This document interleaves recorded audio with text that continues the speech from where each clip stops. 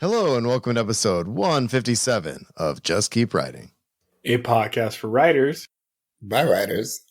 To keep you writing. I'm Marshall. I'm Nick. I'm LP. And I'm Will. All right. So this week, I want to talk about a couple things. And most of it has to do with our process of submitting things and what we do when we are rejected. And this is something that a lot of us have been going back and forth with recently. I know some of us have things on submission, that kind of thing. So I want to start off this episode just kind of from a personal note, why I'm bringing this up. All of us, we've had episodes recently talking about, how to keep writing when we're stuck, or why we're not writing enough. I'm convinced I'm not writing enough. I know I'm not writing enough. I'm also know that I'm not reading enough. Like I am bogged down with everyday life to the point to where I'm just trying to find time to do these things. The other thing I'm not doing is putting my work out there enough, even though I really am finally confident in doing so, right? So although I'm more confident in submitting things, I've got polished work ready to go. I've had short stories. I have a novel that I'm trying to query agents with.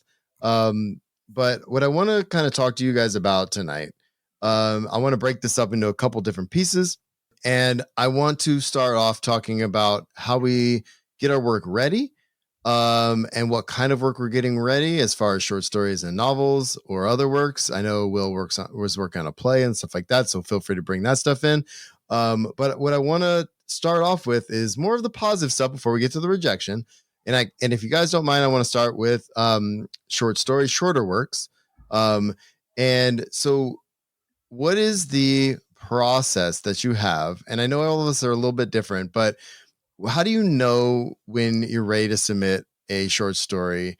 What I mean by that is, what is your final processes around that? So is it beta readers? Is it a certain number of drafts, that kind of thing? So I want to start with that, and then I have a couple other questions along with that. So go ahead, LP. All right. So I have my Clarion cohort and a handful of other people that I show my work to. And they usually help me like tease out the things that are in the story that like are in my head but don't make it to paper, because I am a light touch writer in that way. My last line of defense is fantastic lesbodian in Queens named Amy. Will thinks that he's friends with her. He's not. Amy is my friend, okay? Amy is not your friend. Amy is my friend. Shout out to Amy Nagopaline, because she's my friend and Will thinks that he knows her. We don't know her. Anyway. No, just, got coffee with her, hung out with her. I want to meet Amy, but continue. I will kill you. You know this, right? Amy is essentially my ideal reader because, like, for whatever's going on the page, she can actually see through the muck and the mire and see my intention. And like, I just love her to be my last pass. But yeah, I usually again, fast draft, and then I'll go back to try to fix what I can fix, and then farm out like structural or pacing issues to other people to tell me where they see it, where they don't see it. Does anybody else have an ideal reader? We can add that to the mix when you talk about your process. Will, do you want to go next or Nick? Nikki, you go. I don't have a good process. I'm going to be honest. I've had short stories that I've submitted without anyone reading. I've had short stories where I've over critiqued it. Most recently, what I have on submission right now, I had 7 people critique it in a month. And all 7 people said one thing different than the other. So I don't really have a good process, if I'm being honest, when it comes to shorter work. I think as I get more and more into it and write more and more of it, I'm starting to get the feel of that a little bit more, of knowing when that's ready and stuff like that. And school helped out a ton, right? And making sure I know how to identify my beginning, middles, and ends before I send it off, and getting a good edit through. I want to come back to the bad processes after the other guys go, but LP has something? Go ahead. This is actually kind of about bad process in that, like, I think frequently And this is kind of a problem with the workshop. When you're in a workshop, frequently people are writing to workshop. And by that, I mean, like, they might not have anything ready, but they'll get something ready for a workshop. And I think that's a problem because I think that going into any range of critique, especially workshop, you need to have an understanding of what the story is about so that you can quickly filter through which pieces of advice or criticism are useful or aren't useful, or to figure out, like, that piece of criticism was not on, but it speaks to something. So let me figure out what the note beneath the note is.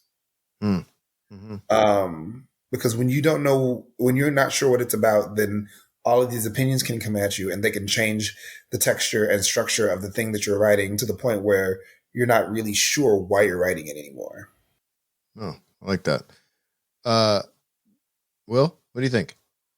I think I will go off on what LP said for a minute. I think, listeners, when you're first starting, I know for me, I wasn't sure what I was trying to do. So I think you should write yourself a message before you go into a workshop, say if it's your first time, and say, what do I want to get out of this?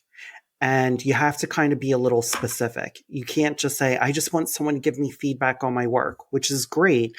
But what are you looking for them to give you feedback on? Think of that. So that way you can sift through it. Because the more that you're in a workshop setting, the more that you'll be able to say, okay, that wasn't helpful. This person was. I think for me, I haven't sent any of my short stories out, but I will. I think I'm getting closer to having ones be finished. And I think it comes down to two things: confidence in my voice, which I haven't always had. And I think the next part is, for me, I would say, like, what I feel is sometimes my biggest obstacle in learning, like, the craft is I would always beat myself up over, like, grammar and punctuation because it's just not my strong suit, right? So that would always hold me up on, like, even wanting to show everyone things. But if you are someone who's like that, get over it, because that actually is a minor thing, truly. That can be fixed. What can't be fixed is, can you actually tell a story? That's something that has to be learned and also is partly intuitive. So for me, I'm getting to the point where I'm going to submit my one short story, Soul Collector, when it's done by the end of the year, because I now know, after having workshopped it once, what I want the story to be about. And I've also learned about what not to put in my short story. Is that a lot of times when I first start a short story, there's, like, some moments that are nothing's happening, but I need to do that because it's helping me get familiar with the characters. So I always utilize my writing group, and I really utilize, my friends. And I'd say the beta reader that I really need them to tell me what they're really enjoying, and,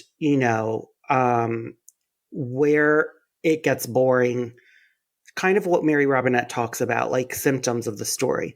But I think with my writing group, what's really happened is, because we've been working together for like 4 years almost, we can really go in and then also be prescriptive of saying, hey, are you trying to say this? Because here are some ideas that might help you. I think that also is a way that really helps me. And I think part of my problem too is confidence. Like, I didn't have the confidence before to be like, I'm going to send this out. When now, after reading other people's short stories, and actually, what's really helped also is read the short story market, right? Because I know my writing group just finished a magazine that we read, because we were looking at things of, like, where we wanted the market to be. And we read every single one of those stories, and all of them were underwhelmed. And then we even looked at it more as, how many of these people were in this one collection written by men, how many women were in there. And we really kind of looked at it that way. And sometimes that's just an issue, like nothing jives. But there was one story we all agreed on that was actually pretty good, but it wasn't great. Like it actually made us think of like, I wouldn't want to read anything. And I think me and Nick were talking about this tonight when I was walking home from work. I said, sometimes the point of the artist is to show up and just send your stuff out. So, and I think that's just about building up confidence because you truly don't know sometimes what people will take. You just got to show up and do the work and send it out. I think that's kind of the reason I want to talk about this tonight is I feel like all of us collectively, or sure, we're all in different parts of our writing journeys, right? Some of us have published, some haven't. Some of us are working on different things. But the confidence to put yourself out there is kind of where I'm at right now. And I like hearing that you're saying that, Will. But what I think was interesting about the workshopping thing before we move on is if that's the way you choose to have your work, evaluated or to get feedback, I should say. I think and I think we learned this in school, Nick, for sure. But like, I find I do this with my students in my creative writing class when they say, "Oh, Mr. Carr, can you read my story?" And I know it's not due yet. I just assigned it the day before. And I'm like, okay, what do you want me to look for? Am I looking for anything specific? I find myself saying that. What do you feel like is lacking? Oh, I just want you to read it. And I'm trying to kind of instill upon them to be like, look, like I gave you this assignment, but at the same time, like, is there anything you're worried about? Or you just want me to read it just in general and say it's good, right? But if I just say this is good, I have a hard time just doing that because of how I evaluate students' work. I'm like, okay, I really like this, but I find myself saying that too. You know what I mean? And I think that's kind of important when we're talking about that kind of ideal reader. Like I give my stuff, my wife is the first reader that I have. And I'm just like, hey, and she's a reader. She reads dozens and dozens and dozens of books a year. She reads way more than I do. And I wish I could read that much. I just cannot. Right. But I know from a reader's perspective and knowing what she likes to read, I give her my work and I say, usually just tell me what you like and what's working and what you're confused about. Like that's usually kind of what I say. And just that base feedback helps me go back and work on it to get more confidence in the next draft, right? What were you going to say, Will? Well, I think, to your students, I think of where, to me, I always think about where I was at. Sometimes all they need to hear is keep going. 100%. Yep. Keep going. It's not there yet, but you need to keep going. And then when people ask, well, where should it go? That's what I want you to find out. Yeah. Because I think sometimes, and I've heard Mary Robinette talk about this. I've heard Daniel say to that when they were beginning to write, they just needed their partner or like one of their friends just to say, keep going. Yeah. Or like, I wrote so many words today, and they're like, that's great. So I would really implore people to really find your tribe, find people who are going to be your first readers, but also find people who are going to give you like feedback that you want and need, and that, I think that is something that takes time too. Oh, 100%. And really it's that affirmation of like, you're on the right, you're doing this, keep doing it. It's not there yet. Like, I like that you said that it's not there yet. Because that's the hard thing I have with my students. They're like, well, I'm done. I'm like, you're never done. You're not going to be done with this thing, but because it can always be better. You can always make it. You can always do more, right? Sorry, LP, go ahead. Yeah, Marshall, I mean, you're driving this episode, but let's get vulnerable with this, okay? Okay, buddy. Talk to me about what are your struggles right now with sharing your work? Well, that's a good question. My struggles right now is that I feel like I'm close, but I'm very far at the same time. Like I have I don't know if that makes any sense. Let me rephrase that. I feel like my problem is I have all this stuff that I don't really know what to do with. And I'm having a hard time finding the time to figure out what to do with it. Outside of my novel, like I have the short stories, I've got a novelette, I've got this, I've got that.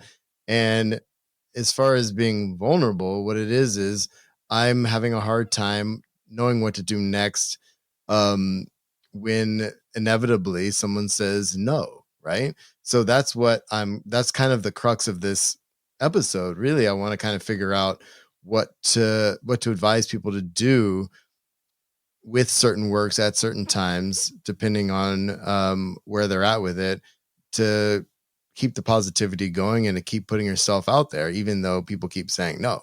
You know what I mean? So you're trying to learn rejectomancy. I don't know what that means, but I really like the word. It's the magical ability to turn rejection into the fuel to keep going. Exactly. Yeah.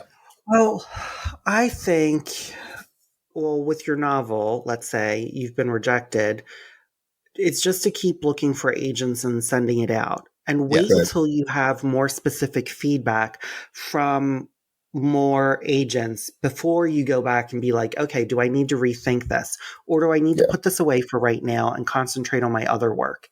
Sure. I think that's with anyone. I think anyone can do that. Yeah. I think for my play, because the next part of the play is to do an equity workshop, and it's called a 29-hour reading. I think the biggest thing is like kind of, again, another stream of putting it out there, and is it going to happen? Yeah. You know? So no. And I want to come back to that, Will, and more specifically what I'm going to do next with my novel. But I want to stay with shorter work for a minute, mostly because I have a follow-up to the conversation we just had. And it really has to do with, once you're done with that level of, you got your feedback, you've revised it, and you feel good about the draft, right? Mm-hmm. Do you have, I don't want to say where do you want to submit it, because there's countless markets out there, right? When you guys go to write, do you have certain markets in mind? Do you revise work for certain markets, or do you just send things, get it rejected, and send it to the next thing? Like, what do we do with our work once we get that rejection? If we're talking short stories, for example, you send it to Uncanny, they say no. What do you do with it next? Okay, 3 things. First and foremost, don't write to market, because they say what they want. They don't actually know what they want. I'm so glad you said that, because I've heard that all the time. Yeah, totally. They don't know what they want, and like everyone wants a hit, but everyone's risk averse. So like that pray and spray method does a lot of good work. A diminutive tenderoni once told me that even if it says don't sim sub, they sim sub anyway. Because if these motherfuckers are going to take 4 months to get back to you, you may as well get all the rejections you can get in those 4 months. Yeah. And I'm like, on one side, I'm like, oh God, I don't want to look bad. And on the other side, I'm like, when a motherfucker puts you on hold for 3 months for a story for you to get a fucking form rejection, you can suck the whole left side of my dick. I have a hard time with that too, because you see that no simultaneous, if people don't know what we're talking about, you know, you're not supposed to put a short story out to multiple markets at the same time, right? I have a hard time. I try to adhere to that, but you're right. How long is it going to take him to get to tell me no in the lamest way possible? I'm not going to say no names, right? But I have a homie, and she sent a story to Strange Horizons, and it took them 8 months to get back to her. It was a personal rejection, but it was 8 months. And I was like, is this a literary magazine or not? Because this is crazy. Like, that's untenable, and that's deeply disrespectful. Like, if you want the respect of not getting simultaneous submissions, you have to show the respect of getting back to people promptly. Yeah. And honestly, full stop. And, you know, any magazine who's mad at me, stay mad. You're going to be mad a long time. And the third thing is just like, you can't live in the duotrope trenches. You can't live in the submission grinder trenches. You have work to do. You have more writing to do. And if you get too caught up with who's accepting what, like, that's time you're losing in writing practice time. in your studio time. And you need that. We all need that. And not because you're not a great writer now, but because by the time X, Y, or Z takes off, you're going to need to be a better writer than you are now. You know, we all want to be significantly better a year from now than we are today. I like that. Will? RJ, who's been on the podcast and also is my writing group, she when she's finished a piece, she does every Wednesday. She sends stuff out. So she'll pick, usually she'll look at where the story might do well. She'll look at Submission Grinder, see who's opened, and say like everyone's open. Then she'll do like, say, Clark's World first because they give you a great turnaround. And then she goes for the rest. Right. And she says, well, every Wednesday, she just made a commitment of, I'm going to send something out. Wow. You know, I like that. Yeah. I think that's just a great way to be like, okay, it's Wednesday. I'm going to send this out. And kudos for her for having the stamina to have something ready to submit every Wednesday. I was going to say, that's a lot of stuff to be able to put out. Yeah. So like RJ has written a lot, you know, she'll go through periods of writing a lot. Sure. Then starting to send stuff out. And then while things are sent out, after she sends stuff out, she'll just start writing something else. Yeah. Look, that Clarion training of like a story a week, it wasn't sustainable for me from where I was at that point in time. But I do think that it's possible for that to be sustainable for people. And even if you're thinking about that as a long or mid-form project, like, you know, 4,000 to 6,000 words a week is good progress on a novel. It's good progress on a novelette. It's good progress on a novella. No, for sure.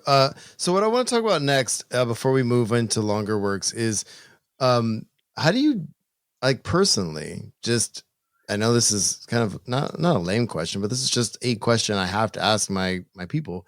How do you deal with that rejection from that particular short story publication in the moment? Like, what's your rejection process? Do you throw it in a spreadsheet and say, okay, one off the checklist? Or do you, I don't know, go eat a bunch of pizza or something? I don't know. I'm just throwing it out there. I tell them, suck my dick, you ungrateful bitch. Or do you take the LP approach? That's a line from a Missy song. That's not me.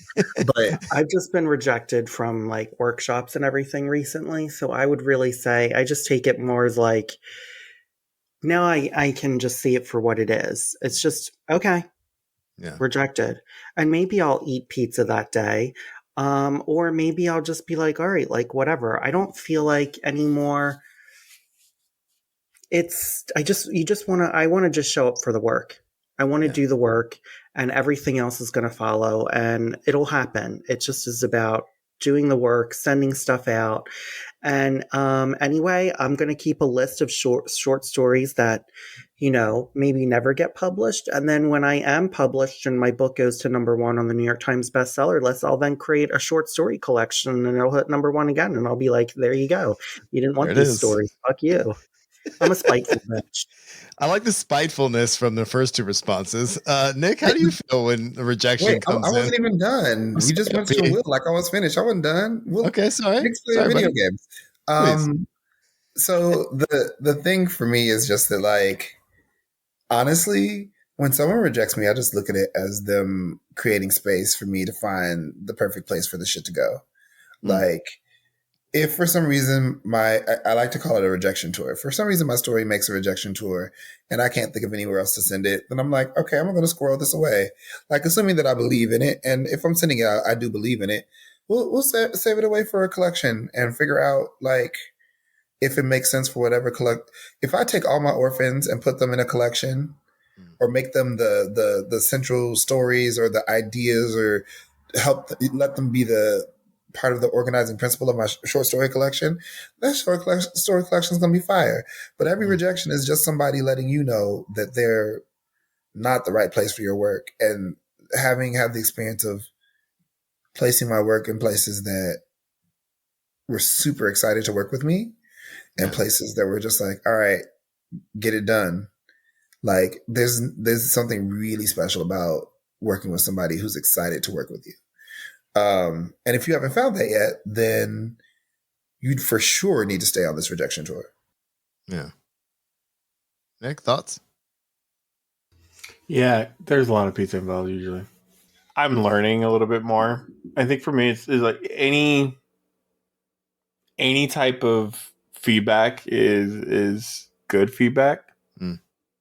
When it comes to submission stuff. So if I get a rejection, like, you know, I could turn around and I can complain about it, or I can be like, hey, like, this isn't the right market for it, right? And that's a sense of feedback there, right? And I think what I want to do is do keep track of like the stories that I have and where I'm submitting and where they're getting rejected from, and kind of match and kind of see like, okay, what are the themes? Why do I keep submitting to this place when I get denied every time? Well, why am I being denied every time? Is it because thematically I never match what they're looking for?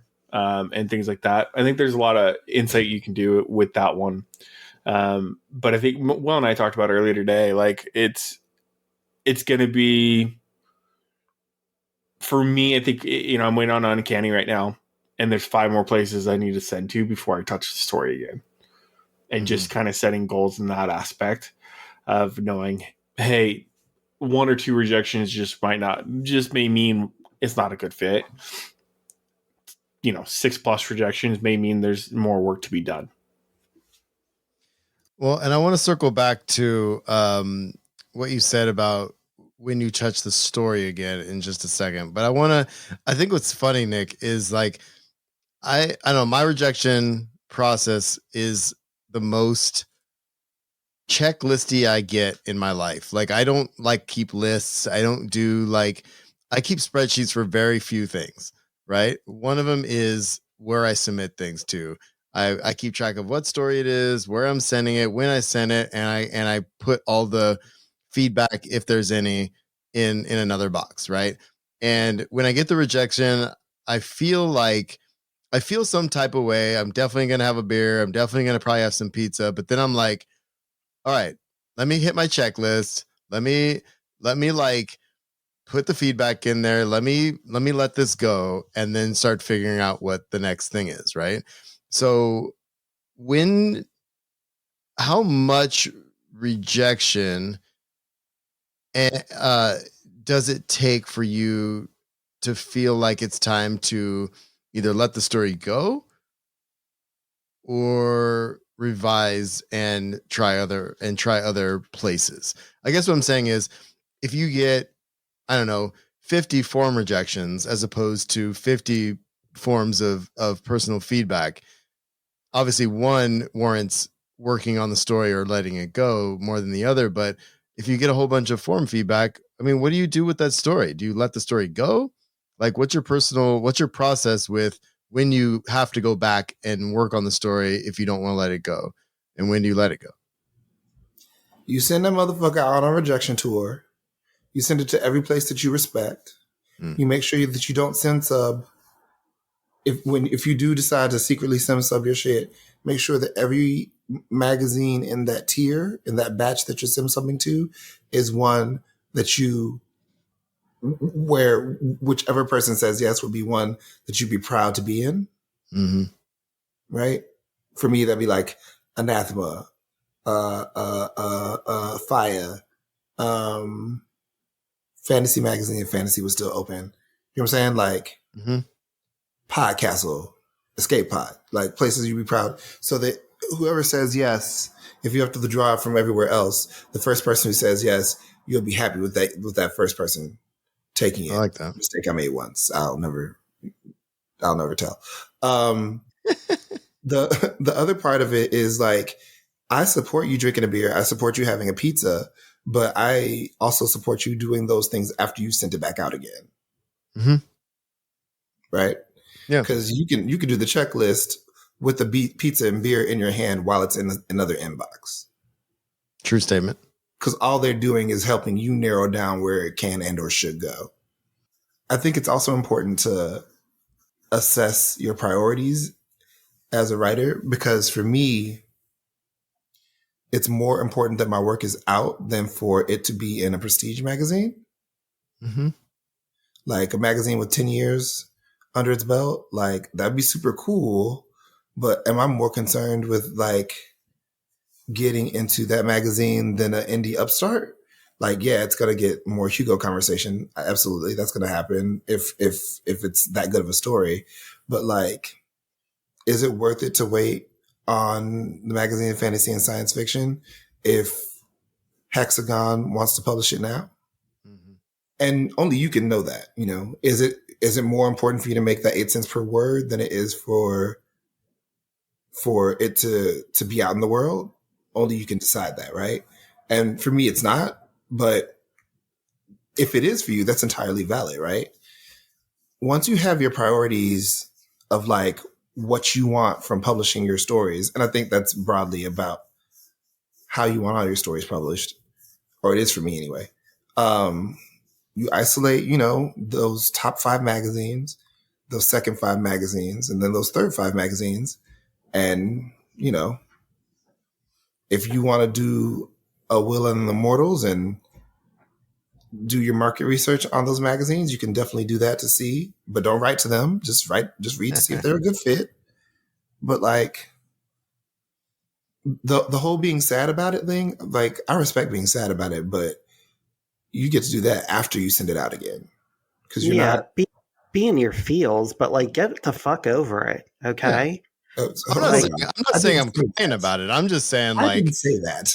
Well, I'm saying that. Okay, I'm saying it. That's as a cool. New Yorker.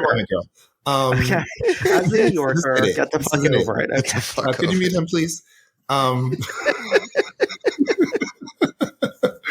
No, but like, be kind to yourself and lick your wounds. But you can do that after you've sent it back out into the world.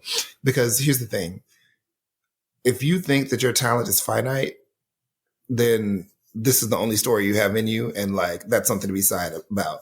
But the reality of it is that your talent is not finite, and because your talent is not finite, because your ideas are not finite, you have more stories in you.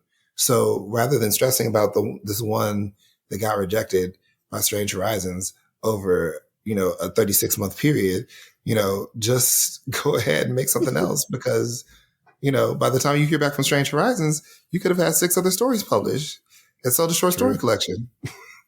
Truth. All right. Any other thoughts on that? Yeah, get the fuck over it and keep writing. So the whole sim subbing, right? I find most places are going to be upfront about if they quote unquote allow that or not, though. And I think that's something super important to look at is when you're doing that in your windows and stuff like that, is you can front load everyone who does allow that. Or if you know someone, you know, like LP said, it takes a long time and you should just do it. Yeah. Personally, like what's the worst that can happen on that one? So I think it's unfair to ask people not to sim sub. I'm with you on that. I have a hard time doing it, but I'm totally. I've noticed more and more people are like, some places aren't doing it like they used to, but then there's other places that are absolutely hard, like Clark's World. They do it, but they're going to get back to you in 48 hours. So I don't care. They're going to get back to you in 48 hours. If you can't get back to someone within 6 weeks, you don't have a leg to stand on to say don't sim sub. And I know that people are going to disagree with me, and I'm okay with that. It's like y'all are out here acting like literary magazines as if you don't need writers for content. You need writers for content. Right. So, and I know that people have lives, but girl, so do we. Before I throw this over to the longer fiction side, when and if do you give up on a story? You don't. And what I mean by give up, I guess, stop submitting that one, trunk it for a bit, and move on to something else. Or when is it like? I mean, I guess I don't know. It's just funny because I know some people say, "Oh, I trunked this novel, or I trunked this story, I do this," and like I feel like I don't want to do that with any of my work, even though I know I have. But I do plan on doing something with it. You know what I mean? So when do you just stop submitting that particular piece? Shout out to Colette Sartor. She told me that if you're writing short stories, you're writing a short story collection and you don't know what the organizing principle is yet. Thank you, Colette. You're so smart. If you get through your 15, your top 5, your second 5, your third 5, and you haven't found a home for it yet, and you feel like you don't know what you need to do to it, but you still believe in it, it's okay to put it away and save it for your collection, because we obviously don't know what we don't know, but like, it's all right to and when I was talking earlier about practice and studio time, you got to get that practice in, because coming back to that story later, you know, a year later with a new title and a substantive revision could be the thing that gets it into your top 5 that you're resubmitting it to after you changed the title and made a substantive revision. So don't give up on a story unless you think the story is fucking perfect and all 15 magazines have passed on it. Then you don't need to touch it again until you start looking for your looking at your collection. Thoughts on that, Will? I would say, like, see who's open, go through your top 5 or 6, and after the 6th time, put it away for a minute, write something new, submit something new. Like if you have more than just that one, which I think you should. I think before you submit, I think you should have almost another story completed where you're almost ready to put it out while you're putting out the next one. And just after the 5th or 6th time, see if you get personal feedback, or if maybe you just keep getting, they're not there for it. It's okay to put it down. It just means like, okay, I'm going to let this rest for right now. Let me work on some other stuff. Let me finish this one piece. I'm going to send that out. Like, set yourself a deadline, go with that one, write something new. Come back to it, because you don't know if, like, what if an anthology opens up? What if you have an editor reach out to you who's read your work where you already had one and said, I'd really like to work with you. Do you have a story for us? And it could be that one that was, not going anywhere. So I think it's just, give it 5 or 6 times, all rejections, wait on it, put something else out, write some more, go back to it if you want. With novels, I guess we'll get to that when we're there. Yeah, we're going to get to that here in just a second. Nick, do you have any thoughts on trunking versus not, revising, putting it away for a while? That's a hard one, if I'm being honest. And I find myself in this area where what I have on submission is it's a fairy tale retelling. And so I know there's a limited amount of markets for it. And so I think for me, after I submit a few times, it will be trunked, because there's only so many available markets on that one.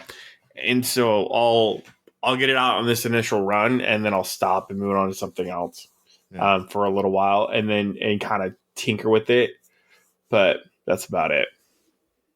No, I hear you. I don't have a good answer though, like, because I really don't know. I think it's story dependent and everything like that. Well, it's story at the end of the dependent day for you, and it also depends on the type of story you're telling. And you said there's not an infinite number of markets for any type of story, right? There's certain markets that are looking for certain things, so you kind of have to think about that too. Like I like what these guys are saying is like, all right, maybe I just set this aside for my inevitable retelling anthology that Nick's gonna write, right? And deal with that later, right?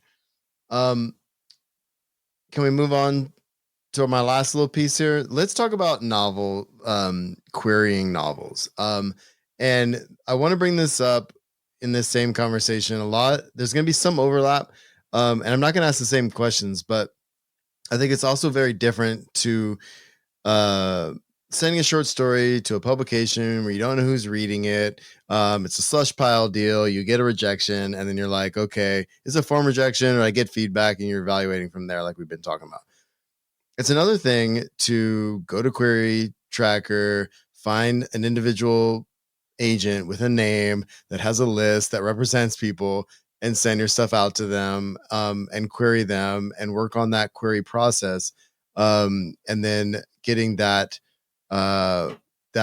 feedback or rejection back. So I guess So we're talking about a person rejecting you in this concept. Like there's an individual on the other end, right? And then there's this novel you've worked on for so very long. It's a different beast working with a novel, revising a novel, beta reading a novel, and all that kind of stuff. So how do you deal with that type of rejection in the moment? Thoughts? Well, if we think back about when I had a senior VP at publishing read my work and sent me to 10 agents, and all 9 of them said really good things about it, but it just didn't feel, even though I had someone who was, from a publisher interested in it, but told me to like look at some agents and everything. It wasn't either the right fit, or they felt like I needed to work on more and to redo it and resubmit. And then I had one agent who wanted to sign me, and this was really difficult to say no, because after having talks with that agent, they only wanted me to write young adult, and that was it. And I had to think of long-term stuff that I wanted to do, and it's just, I don't want to just write that. Right. And I took in what they said, and I said no to them, which was really hard. But then after looking at the feedback from the other 9 agents, because they all give me feedback, it was really all over the board of what some people liked, what some people didn't. And I felt like, you know what? I need to put this away again, because I wasn't going to do anything with it at first. But then the story of it is, my trainer at my gym was like, no, Will, let me have you meet Monique, who is one of the VPs in publishing right now. And I sent it to her. She gave me some really good feedback, but she gave me agents that I should send it to work with. I really felt like after that, this is just a book I need to put away, because of the feedback that was so different from each agent. So I felt like, you know what, maybe I just don't know what this book is yet, and I need to just put it away, and I've kept it away, and I'm not picking it up until I finish my current book. And even then I might not. I might wait a couple years and then go back to it, because I think there is something there, but I don't think I know what I want it to be yet. And at first that was really hard and upsetting, but then I had to remember, this is not the only story I intend to write. It is just something I'm going to put away for now. Nice. Nick, thoughts? Well, I can tell you what I would like to approach this as, but as this is a current frontier of mine that I'm working on, right? I think for me, any type of like getting the feedback is going to be the most important piece of what is broken. And it goes back to like short story market. Like sometimes you got to chalk it up. Like, hey, this is just not the right fit for this agent. Yeah.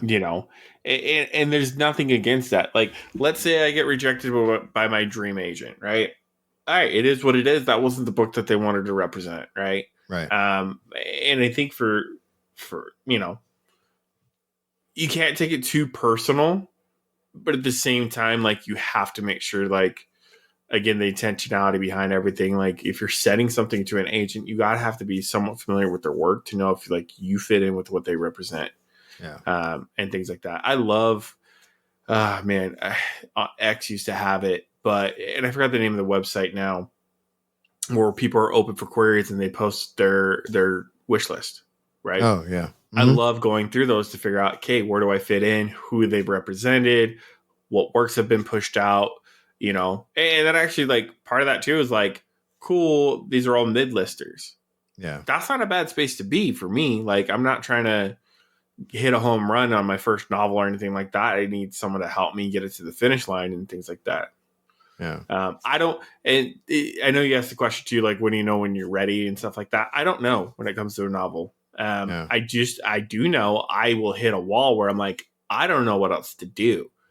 I know things may be a little bit broken, but I do feel like, hey, this is at a place where an agent could read it and help get me to the next level, which obviously will always grow and always be needed at different points.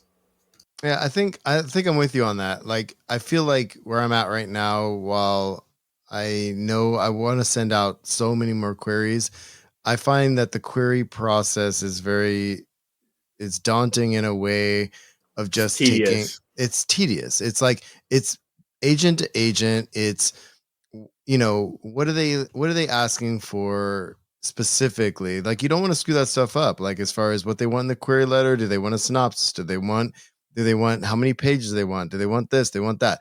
And I totally get everybody, agents gonna have their preference. But I'm with you when it comes to, I think where I'm at right now is I'm satisfied with my draft. Like, the draft that I'm putting out there, I'm happy with. And that is the first time I've ever said that with any of my longer works.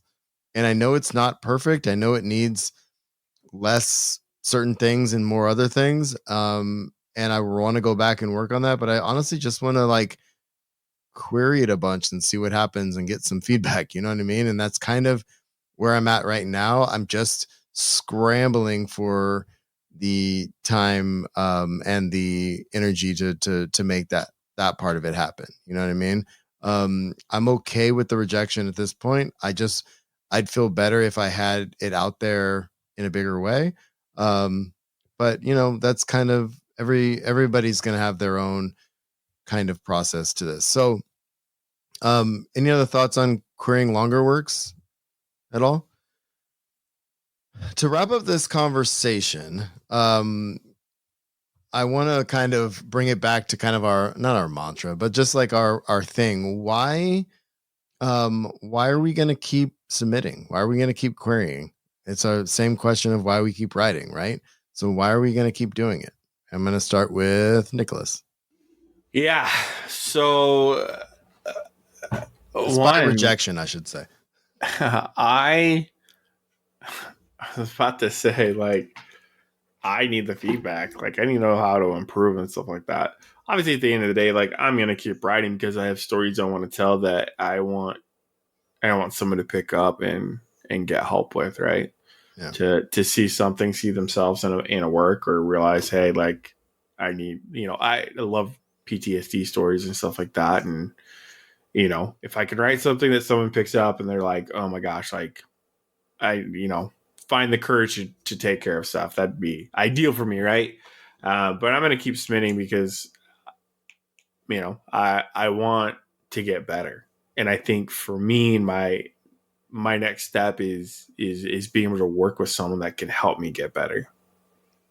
I love that. To tell the stories that I want to write, to then get it in the hand of readers, to then help. For sure. For me,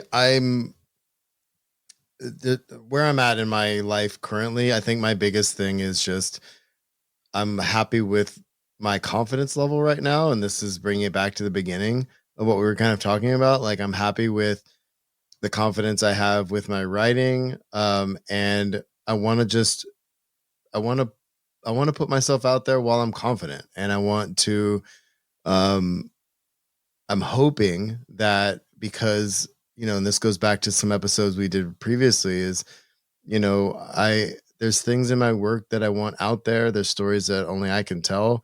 And I'm hoping, like Nick said, to just finally, get it out there with people to read that can kind of vibe with it. And so if there's a hope with that, if there's a hope for that, like, I want to, while I'm confident, keep putting it out there despite rejections that will inevitably occur.